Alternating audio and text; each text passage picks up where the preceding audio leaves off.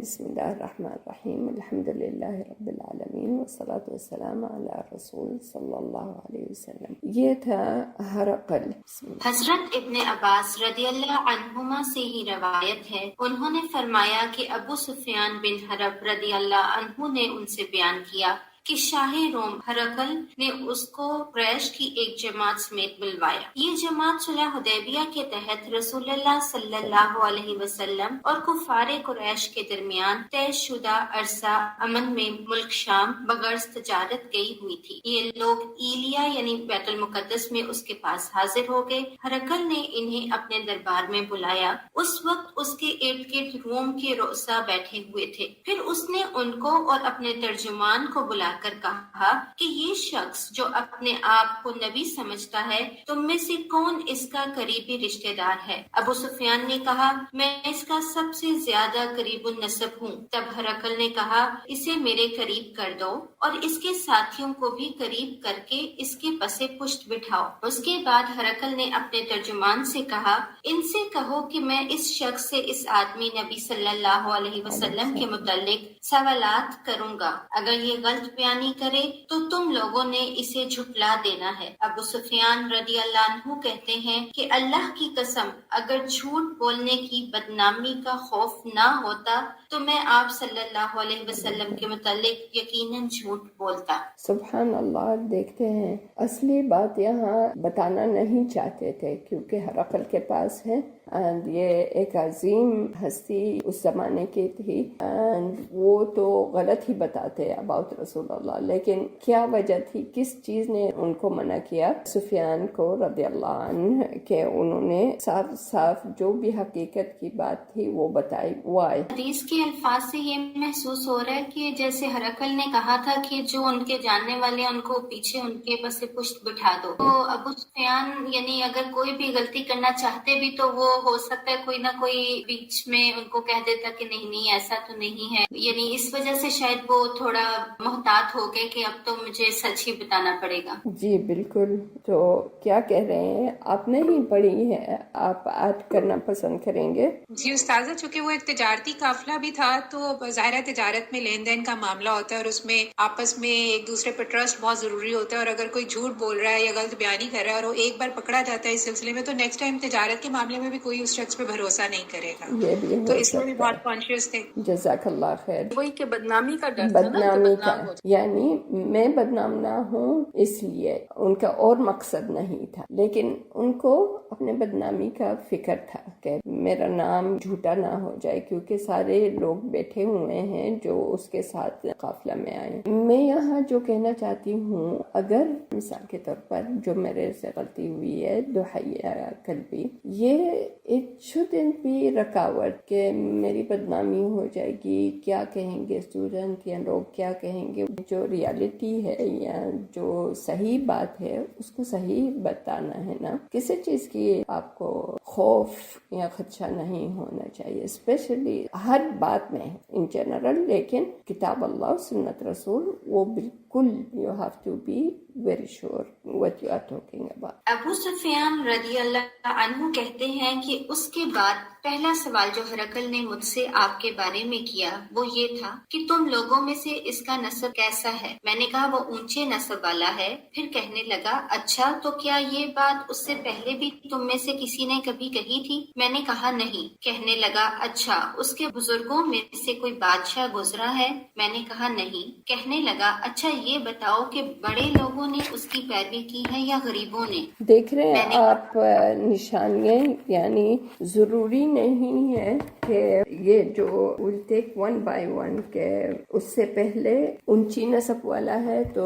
رسول صلی اللہ علیہ وسلم کا نسب بہت اونچا تھا، and اللہ سبحانہ وتعالی یجتبی من رسلہ من یشاء، اللہ تعالی جب بھی نبی یا رسول بھیجتے ہیں اچھے نسب کی بھیجتے ہیں۔ اسی لیے جو سورۃ تحریم میں یا سورۃ المؤمنون میں آتا ہے یا سورۃ ہود میں آتا ہے انہ عمل غیر صالح، کہ جب نوح علیہ السلام نے اپنے بیٹے کے متعلق اللہ تعالیٰ سے سوال کیا کہ اللہ تعالیٰ آپ نے تو کہا تھا میرے گھر والوں کو بچا لیں گے، تو یہ میرا بیٹا میرے گھر والوں میں ہے، یہ کیوں غرق ہو گیا ہے؟ تو اللہ تعالیٰ نے کہا انہ عمل غیر صالح، یہ لوگ جو شبہات اٹھاتے ہیں انبیاء اور رسول کے متعلق باتیں کرتے ہیں، انہ عمل غیر صالح، وہ کچھ اور ہی ان کی تفسیر ہوتی ہے which is wrong۔ یہ عمل غیر صالح یعنی اس کا عقیدہ فاسد تھا، وہ کافر تھا۔ میں نے بچایا آپ کے ساتھ نوح علیہ السلام جو آپ کی طرح مسلمان تھے، جو آپ کے تھوڑے سے مسلمان تھے کشتی میں، لیکن باقی پوری دنیا غرق ہو گئی تھی۔ میں نے یہ کیوں لایا ہے؟ کیونکہ بہت سی کتابیں انبیاء اور رسول کے متعلق باتیں کرتے ہیں۔ We don't pay attention for that at all۔ نہ آپ کے گھر میں ہونی چاہیے، نہ آپ کے اسکرین پر، نہ don't pay attention at all، الا اگر آپ طالب علم ہیں اور آپ کو اہل کتاب کے متعلق علم پانا ہے، کیونکہ جب توراہ یا انجیل پڑھی جاتی ہے تو اس میں بہت کچھ انبیاء اور رسول کے متعلق لکھا ہوا ہے۔ آئی ڈونٹ نو کیسے وہ ان کی ہولی بک ہے، دس ہولی بک میں بہت عجیب باتیں ہیں اباؤٹ انبیاء اور رسول۔ تو دیکھتے ہیں سب سے پہلے کہ رسول صلی اللہ علیہ وسلم، سب سے پہلے ابو سفیان کا کیا رشتہ داری ہے رسول صلی اللہ علیہ وسلم، جو کہ کہہ رہے ہیں میں سب I'm the closest one، ان کا رشتہ میرا رشتہ بہت مضبوط ہے۔ کیا رشتہ تھا؟ ابو سفیان رضی اللہ عنہ نبی صلی اللہ علیہ وسلم کے چچا تھے رشتے میں، چچا کے بیٹے تھے۔ ابو سفیان حارث کے بیٹے تھے، کیسے بیٹے تھے، کزن تھے۔ اینڈ دوسرا رشتہ کیا تھا؟ جزاک اللہ خیر۔ جی وہ حضور صلی اللہ علیہ وسلم کے سسر بھی تھے نا؟ جی ایگزیکٹلی۔ ان کی بیٹی کا نام کیا تھا؟ ویسے تو ام حبیبہ کہتے تھے، رملہ۔ رملہ تھا۔ ہاں، ام حبیبہ رملہ، بارک اللہ فیک، جزاک اللہ خیر۔ اعلیٰ نسب جو کہ سوسائٹی احترام کریں، یعنی یہ جو رسول آئے ہیں یا نبی آئے ہیں کون ہیں؟ بے شک ہمارے اسلام میں کوئی چھوٹا بڑا نہیں ہے کہ وہ فلاں کس خاندان سے یا تعلق رکھتا ہے یا فلاں کس خاندان سے، لیکن اللہ تعالیٰ جب نبی بھیجتے ہیں بہت ان کا نسب شریف بہت اعلیٰ ہوتا ہے۔ سو ہر ایک کی زبان بند کرنے کے لیے and pay attention to the da'wah، not کہ یہ کون آ گیا ہے بات کرنے کے لیے، اس کا نسب کیا ہے، یہ کہاں سے آیا ہے، اس کا خاندان کیا ہے، جیسے ہمارے عام انسانوں کے ساتھ ہوتا ہے۔ کوئی اٹھتا ہے بات کرتا ہے تو کہتے کہاں ہے، اس کا خاندان کیا ہے، کہاں سے آیا، کیا پڑھا ہے وغیرہ۔ اللہ تعالیٰ یہ سب ڈیزولو کر کے بس وہ چاہتے ہیں کہ آپ کنسنٹریٹ کریں دعویٰ پر۔ جی دوسرا سوال کیا تھا؟ یہاں پہ اس طرح سے لکھا ہوا ہے کہ پھر کہنے لگا اچھا تو کیا یہ بات اس سے پہلے بھی تم میں سے کسی نے بھی کہی تھی؟ ہاں اس سے پہلے، یعنی کوئی نبوت کا دعویٰ کسی نے کہا اس سے پہلے؟ ابو سفیان نے کیا کہا؟ انہوں نے کہا کہ نہیں، یہ دعویٰ اسپیشلی عرب میں نا یہ سب سے پہلا دعویٰ تھا۔ فی الامیین رسول، یہ ان کے اہل کتاب پہلے کے مدینے میں تھے، ورقہ بن نوفل نے پڑھا ہوا تھا، حبر تھے نا، انہوں نے پڑھے ہوئے تھے پہلے کتابیں پرانی بہت۔ عیسیٰ علیہ السلام رسول اللہ میں بہت فاصلہ ہے، تو اس سے پہلے کوئی بھی نہیں تھا عرب میں آیا۔ اسماعیل آئے تھے، اسماعیل کے نسل سے نا رسول صلی اللہ علیہ وسلم، اس کے بعد کوئی بھی نہیں عرب میں سے، یعنی یہاں اس جزیرت العرب میں کوئی بھی نہیں۔ ابراہیم، یحییٰ، زکریا، عیسیٰ، سبھی، موسیٰ، یوسف، یہ سب اس فلسطین، بلاد الشام، ارض المبارکہ، ارض الانبیاء وہاں کے تھے، لیکن یہاں کوئی بھی نہیں۔ آگے پڑھیں۔ جی نیکسٹ ہے کہ پھر کہنے لگا اچھا اس کے بزرگوں میں سے کوئی بادشاہ گزرا ہے؟ میں نے کہا نہیں۔ جیسے کہ بادشاہیت ہوتی ہے کہ کوئی بادشاہ ہے پھر خلیفہ بناتا ہے اپنے بیٹے کو، یعنی ایک سلسلہ جاری ہو جاتا ہے، رائل فیملی یا کچھ، یہ بھی نہیں تھا رسول اللہ۔ تو وہ سمجھنا چاہ رہا ہے ہر عقل، اینڈ اس کا مطلب ہے کہ اس کو علم تھا کہ کیسے انبیاء اللہ تعالیٰ چوز کرتے ہیں اور ان کی صفتیں کیا ہوتی ہیں. چلیں آگے بڑھیں. جی کہنے لگا اچھا یہ بتاؤ کہ بڑے لوگوں نے اس کی پیروی کی ہے یا غریبوں نے؟ میں نے کہا بلکہ کمزوروں نے. Very good.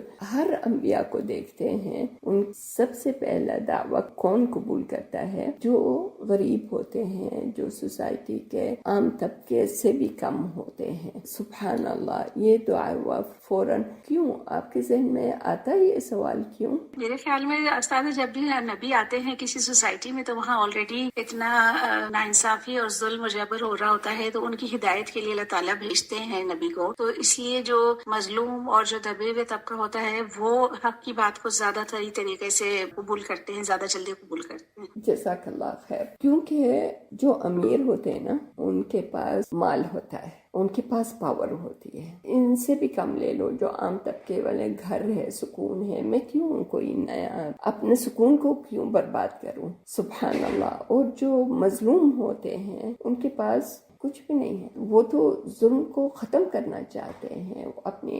So they don't have anything to worry about. تو وہ حق کو فوراً پہچان لیتے ہیں اور اپنی جانیں دینے کو تیار ہو جاتے ہیں حق کا سائڈ لیتے ہوئے، کیونکہ انہوں نے پہچانا اور دیکھ رہے ہیں ہمارے ساتھ ظلم کیا ہو رہا ہے، تو میں حق کا سائڈ لیتا ہوں. کیا ہوگا؟ مارا جاؤں گا نا، مارا جاؤں یوں بھی تو میری زندگی کیا ہے؟ نتھنگ. تو اس بہتر ہے کہ میں حق کا جانب لوں. جی آگے بڑھیں. کہنے لگا اس کے پیروکار دن بدن بڑھ رہے ہیں یا کم ہو رہے ہیں؟ میں نے کہا بلکہ ان کی تعداد میں اضافہ ہو رہا ہے.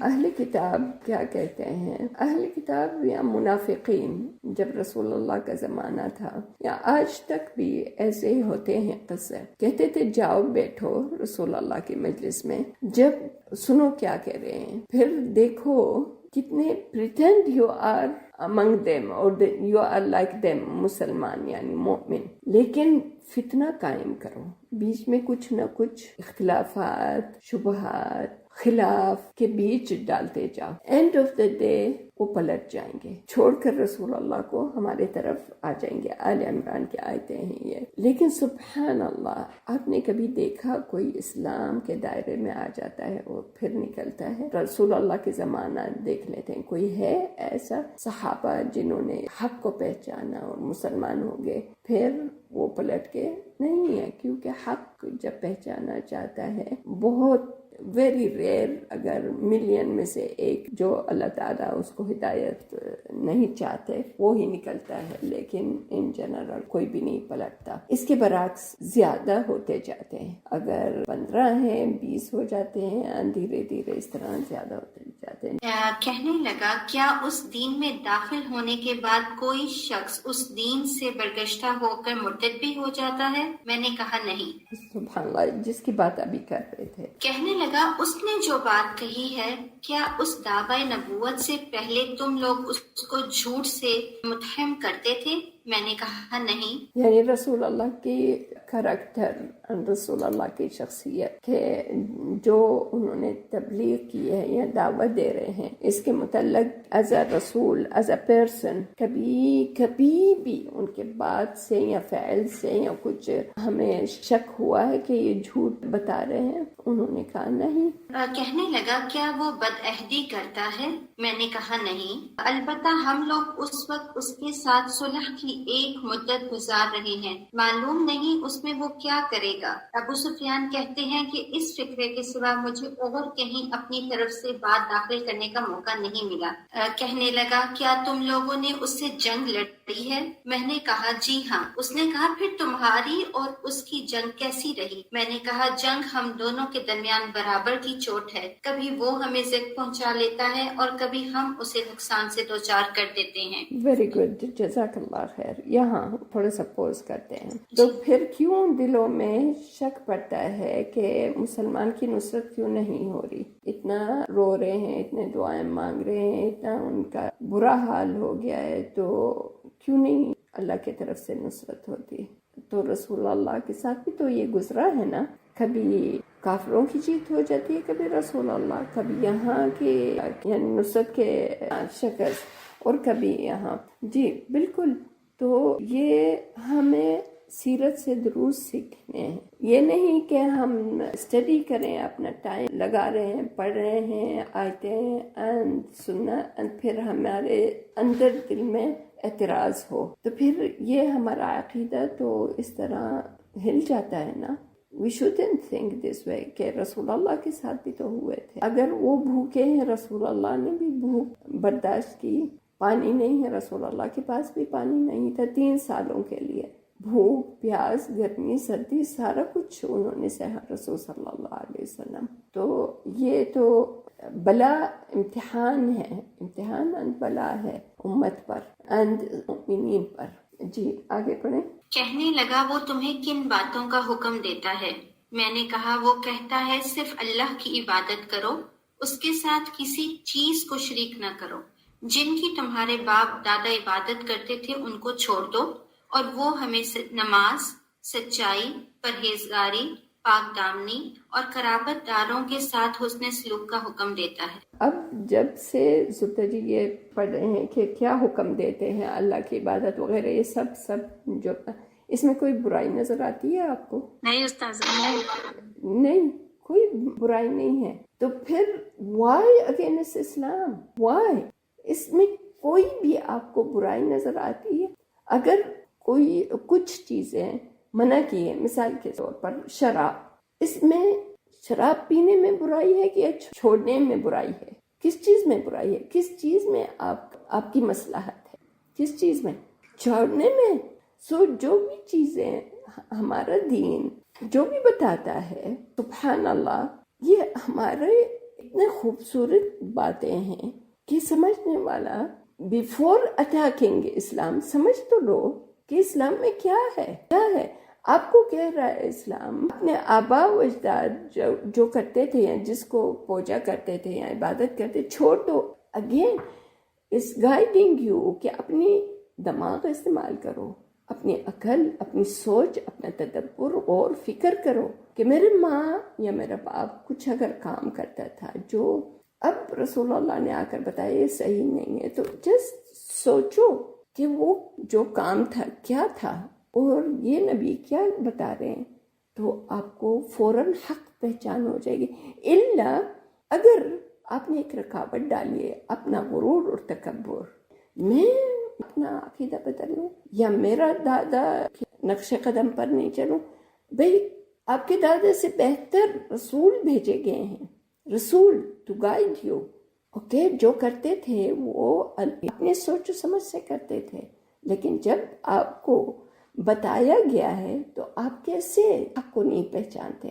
جو بھی پڑھ رہے ہیں زبدہ جی، اتنے فوراً آئی اوپننگ بات ہے کہ شاید of course we know those things, لیکن اگر فوکس کرتے ہیں تو اس میں ایک ایسی بات نہیں ہے جو آپ کہیں گے نہیں یہ ڈیفیکلٹ ہے یا یہ بری ہے یا انسان کے فطرت کے اگینسٹ ہے. سبحان اللہ. آگے بڑھیں. اس کے بعد ہرقل نے اپنے ترجمان سے کہا تم اس شخص ابو سفیان سے کہو کہ میں نے تم سے اس شخص نبی صلی اللہ علیہ وسلم کا نسب پوچھا تو تم نے بتایا کہ وہ اونچے نسب کا ہے، اور دستور یہی ہے کہ پیغمبر ہمیشہ اپنی قوم کے اونچے نسب میں سے بھیجے جاتے ہیں. That means he was really well educated. ان کے پاس بالکل انفارمیشن تھی اور وہ پہچانتا تھا. آگے پڑھیں. اور میں نے دریافت کیا کہ کیا آیا یہ بات اس سے پہلے بھی تم میں سے کسی نے کہی تھی؟ تم نے بتلایا کہ نہیں. میں کہتا ہوں کہ اگر یہ بات اس سے پہلے کسی اور نے کہی ہوتی تو میں کہتا کہ یہ شخص ایک ایسی بات کی نقالی کر رہا ہے جو اس سے پہلے کہی جا چکی ہے. اور میں نے دریافت کیا کہ اس کے بزرگوں میں سے کوئی بادشاہ گزرا ہے؟ تم نے بتلایا کہ نہیں. میں کہتا ہوں کہ اگر اس کے بزرگوں میں کوئی بادشاہ گزرا ہوتا تو میں کہتا کہ یہ شخص اپنے باپ کی بادشاہت کا طالب ہے. اور میں نے یہ بھی دریافت کیا کہ جو بات اس نے کہی ہے اس دعوی نبوت سے پہلے تم نے کبھی اس پر جھوٹ بولنے کا الزام عائد کیا تھا تو تم نے بتلایا کہ نہیں. رسول اللہ صلی اللہ علیہ وسلم کی کنیا کیا تھی یا کس صفت سے بلایا جاتا تھا رسول صلی اللہ علیہ وسلم؟ جی صادق اور امین. صادق اور امین. جزاکم اللہ خیر. جی آگے پڑھیں. تو تم نے بتلایا کہ نہیں، اور میں اچھی طرح جانتا ہوں کہ ایسا نہیں ہو سکتا کہ وہ شخص لوگوں پر تو جھوٹ باندھنے سے پرہیز کرے اور اللہ پر جھوٹ بولے۔ میں نے یہ بھی دریافت کیا کہ بڑے لوگ اس کی پیروی کر رہے ہیں یا کمزور، تو تم نے بتلایا کہ ناتواں لوگوں نے اس کی پیروی کی ہے، اور حقیقت یہی ہے کہ اس قسم کے لوگ ہی پیغمبروں کے پیروکار ہوتے ہیں۔ میں نے پوچھا کہ وہ بڑھ رہے ہیں یا کم ہو رہے ہیں؟ تم نے بتلایا کہ ان کی تعداد میں مسلسل اضافہ ہو رہا ہے، اور در حقیقت ایمان کا یہی حال ہوتا ہے تاکہ وہ پایہ تکمیل تک پہنچ جاتا ہے۔ پھر میں نے پوچھا کہ کیا اس دین میں داخل ہونے کے بعد کوئی شخص متنفر ہو کر مرتد بھی ہو جاتا ہے؟ تو تم نے بتلایا کہ نہیں، اور ایمان کا یہی حال ہوتا ہے کہ اس کی چاشنی جب دل میں سما جاتی ہے تو پھر نکلتی نہیں۔ اور میں نے دریافت کیا کہ کیا وہ عہد شکنی بھی کرتا ہے؟ تو تم نے بتلایا کہ نہیں، اور رسول ایسے ہی ہوتے ہیں، وہ دھوکہ نہیں کرتے۔ میں نے یہ بھی پوچھا کہ وہ تمہیں کن باتوں کا حکم دیتا ہے؟ ایک منٹ زبدہ جی، ٹھیک، یہ والی بات عہد شکنی بھی کرتا ہے تو تم نے بتلایا کہ نہیں، اور رسول ایسے ہی ہوتے ہیں۔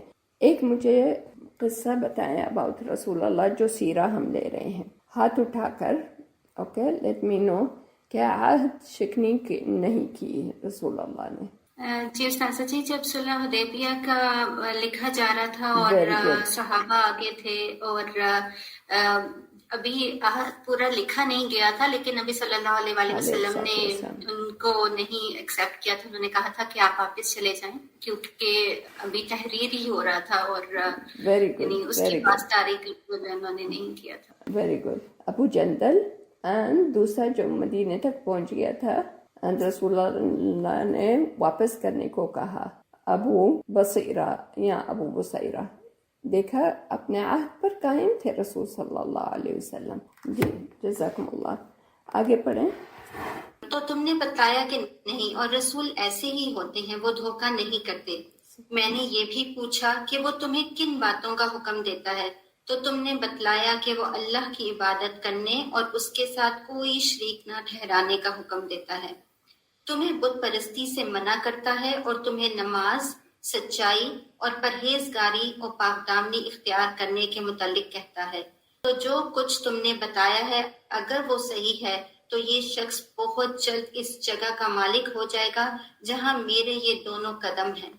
میں جانتا تھا کہ یہ نبی آنے والا ہے، لیکن میرا یہ خیال نہ تھا کہ وہ تم میں سے ہوگا۔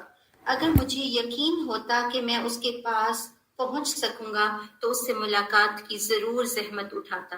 اگر میں اس کے پاس مدینہ میں ہوتا تو ضرور اس کے پاؤں دھوتا۔ اس کے بعد ہرقل نے رسول اکرم صلی اللہ علیہ وسلم کا، انہوں نے کہا ہرقل نے کہ بہت جلدی اس جگہ کے مالک ہو جائیں گے۔ آپ سے میں سنتی ہوں کتنی جلدی تھی، رسول اللہ کب پہنچے ہرقل کے پاس؟ جی استاذہ جی، میرے خیال میں 7 ہجری کی بات ہو رہی ہے، یہ بگننگ آف 7 ہجری ہے یہ۔ جی یہ 7 ہجری، لیکن وہ ہرقل کہہ رہا ہے کہ بہت جلد اس جگہ کے مالک ہو جائیں گے۔ تو میرے خیال سے حضرت عمر بن الخطاب کے زمانے میں ہو گیا تھا، 10-12 سال کے اندر۔ اللہ فیکی، جزاک اللہ خیر۔ رسول اللہ پہنچے وہاں؟ پہنچے نہیں پہنچے، لیکن دعویٰ رسول اللہ کا وہاں تک پہنچا، سبحان اللہ، اینڈ بہت جلد اس نے کہا۔ تو یہ جلدی تھی۔ میں یہاں سے آپ سے سننا چاہوں گی، بہت جلد یہ جلدی تھی کہ بعد میں رسول اللہ فوت ہو گئے صحابہ کرام کے زمانے میں وغیرہ، تو یہ جلدی تھی جیسے وہ کہہ رہا ہے۔ میں بس یہی کہنا چاہ رہی ہوں، جلدی جلدی اللہ سبحانہ تعالیٰ فرماتے ہیں ادعونی استجب لکم، آپ دعا مانگو میں اس کا جواب دوں گا۔ تو دعا ہم سب کر رہے ہیں نا، سبھی کر رہے ہیں، تو کیسے فاستجب لکم، کہاں ہے جواب؟ اس پر کوئی نصرت یا جواب کب آئے گا؟ یہ اللہ تعالیٰ کی حکمت ہے، کب اور کیسے۔ ہمارے لیے جو جلدی ہوتا ہے نا کہ ابھی اسی منٹ ختم ہو جائے یا ہو جائے کام، یا یہ ہمارے لحاظ سے، لیکن دیکھیں ہرقل نے کہا کہ بہت جلدی اس جگہ کے مالک ہو جائیں گے، کا مطلب تھا کہ یہ نبوت اور آثار اسلام and دعویٰ یہاں تک پہنچ جائے گی within 20 years اور whatever. لیکن ہو گیا 20 years. اگر ہم سوچیں امتوں کے امت جتنی رہتی ہے زمین پر 20 سال کچھ بھی نہیں ہے. کب سے مثال کے طور پر اندلس مسلمان کتنے سال وہاں رہے 800 years. تو وہ ایک عرصہ تھا اور ختم ہو گیا 800 years. Can you imagine؟ تو یہ جب اس نے کہا نا کہ بہت جلد اس جگہ کے مالک ہو گئے یا after maybe 20 years or something like this مالک ہو گئے تھے سب. یہ حکومتیں مسلمان کی حکومتیں ہو گئی تھی. سبحان اللہ. جی سادہ جی ابھی میرے ذہن میں آ رہا ہے کہ ابھی آج کل بھی ہم دیکھیں تو افغانستان جو ہے وہاں 20 years تک وہ مسلمان فائٹ کرتے رہے ہیں اور آخر کار ان کو فتح ہوئی ہے اور پھر وہ نکل گئے ہیں. سبحان اللہ. ایگزیکٹلی. تو ہمیں جلدی نہیں، جیسے میں نے اس دن کہا تھا نا، نتیجہ ڈونٹ لک کہ کب نتیجہ کیا ہے. You have to work, you have to pray, you have to believe. الا ان نصر اللہ قریب. You have to believe. رسول اللہ نے کہا میرا نام اور دعوت اسلام ہر کونے میں ہو جائے گی، بلڈنگ میں، خیمہ میں، صحرا میں، سٹی میں، ہر طرف میرا نام ہوگا. کیسے؟ ڈونٹ سے کیسے. یہ آج کل کا زمانہ دیکھ لو، ہر طرف پہچانا گیا اسلام کیا ہے اور ان کے نبی کون ہیں. I met some people جب میں کینیڈا میں تھی سمر میں، they want to know about Islam. تو میں نے کہا پہلے مجھے بتاؤ آپ کو کیا پتا ہے about Islam. They said we know. کچھ چیزیں ان کو پتا ہے. We know about your holy book is Quran and your prophet is Muhammad. یہ دو چیزیں. آف کورس تیسری چیز ہے کہ اسلام میں 4 بیویوں کی اجازت ہے. یہ تیسری number 3. I don't want to focus on this. لیکن they know Quran and they know about Muhammad. They know. شاید ان کو اللہ کا لفظ اتنا نہیں پہچان جتنی محمد صلی اللہ علیہ وسلم کا نام اتنا وہ they know. سبحان اللہ. جی آگے پڑھیں. اس کے بعد ہرقل نے رسول اکرم صلی اللہ علیہ وسلم کا وہ خط منگوایا جو آپ نے دحیہ کلبی رضی اللہ عنہ کے ذریعے حاکم بصرہ کے پاس بھیجا تھا، اور اس نے وہ خط ہرقل کو پہنچا دیا تھا. ہرقل نے اسے پڑھا. اس میں یہ لکھا تھا، شروع اللہ کے نام سے جو بہت مہربان نہایت رحم کرنے والا ہے. اللہ کے بندے اور اس کے رسول محمد صلی اللہ علیہ وسلم کی طرف سے ہرقل عظیم روم کے نام. اس شخص پر سلام جو ہدایت کی پیروی کرے. اس کے بعد میں تجھے کلمہ اسلام لا الہ الا اللہ محمد رسول اللہ کی دعوت دیتا ہوں. مسلمان ہو جا، تو محفوظ رہے گا. اللہ تعالیٰ تجھے دوہرا اجر دے گا. پھر اگر تو یہ بات نہ مانے تو تیری رعایا کا گناہ بھی تجھی پر ہوگا. اے اہل کتاب، ایک منٹ زبدہ جی، کیوں اس کو اگر وہ اسلام پائے گا تو اس کو ڈبل ثواب ہوگا، اور اسلام نہیں پائے گا؟ جی نعیمہ جی سوال کر رہی کہ ڈبل ریوارڈ کیوں ملے گا؟ ہاں جی اس لیے کہ وہ عیسیٰ علیہ السلام پر تو بلیو کرتے ہی تھا، اور پھر محمد صلی اللہ علیہ وسلم پہلے ایک نبی پر پھر دوسرے نبی پر ایمان لایا. ویری گڈ نعیمہ جی. جی جو بات ہے وَإِذَا تَوَلَّيْتَ، تو آپ کی رعایا کا گناہ بھی آپ ہی پر ہوگا. وائی؟ اگر اس نے اسلام نہیں پایا، I'm a single، میں نے اسلام نہیں پایا، اللہ رحم کرے، کوئی بھی انسان نے اسلام نہیں پایا، تو اس کو دوسروں کا بھی گناہ اس کے سر پر کیوں؟ Let me here from you. حکمران جو ہوتے ہیں عوام بھی اسی کی پیروی کرتی ہے، اسی کا حکمان. Very good. بالکل اس کی دلیل ہمیں قرآن میں ملتی ہے جب یوم قیامت کے دن جو پیروکار ہوں گے وہ اللہ سے کہیں گے کہ ان کو ڈبل سزا دیجیے کیونکہ ان کی وجہ سے ہم گمراہ ہوئے. Very good. وقالت اخراهم لأولاهم ربنا هؤلاء يضلون فآتهم عذابا عذابا ضعفا من النار. سبحان اللہ. یہ حکماء کی بات ہو رہی ہے. What about you? Focus on yourself. آپ سوچیں, اللہ رحم کرے, اگر آپ صحیح راستہ نہیں اختیار کرتے تو کیوں دوسروں کے گناہ آپ کے سر پر آئے گا؟ جی استاذہ جی, مجھے یہ حدیث سی ہے نا جس کا مفہوم مجھے یاد آ رہا ہے کہ ہر راعی سے اس کی رعایا کے بارے میں سوال ہوگا. جی, جیسے اگر ہم گھر میں ہیں اور اللہ تعالیٰ نے ہمیں مقرر کیا اپنے بچوں کے اوپر, تو ہم اگر ان کو اچھی بات کا بتائیں گے اور تو انشاءاللہ اس کا اجر ہمیں ہی پہنچے گا. اگر ہم انہیں مس گائڈ کریں گے تو کبھی ہمارے اوپر ہی ہوگا. Very good. ٹھیک ہے, وہ جو حاکم ہوتے ہیں ان کی رائے یا ان کے مس گائڈ کرتے ہیں یا ان کو گائیڈ کرتے ہیں, لیکن جیسے اب میرا سوال تھا, آپ کا کیا ہے؟ آپ ایز اے مدر, آپ کی بھی رسپانسبلٹی سیم ہے. کلکم راعٍ وکل مسئول عن رعیتہ, یہ والی حدیث آپ کہنا چاہ رہے ہیں نا. اسی طرح رسول صلی اللہ علیہ وسلم نے دیکھے الفاظ پڑھے, اس شخص پر سلام جو ہدایت کی پیروی کرے, اس کے بعد میں تجھے کلمہ اسلام لا الہ الا اللہ محمد رسول اللہ کی دعوت دیتا ہوں, مسلمان ہو جا تو محفوظ رہے گا. اب دیکھ رہے ہیں رسول اللہ کا اسٹائل, فوکس کس چیز پر کر رہے ہیں؟ فوکس کر رہے ہیں کہ میں فلاں فلاں ہوں اس جزیرت عرب میں, میرا نام یہ ہے, میرا وہ ہے. Focus to the goal.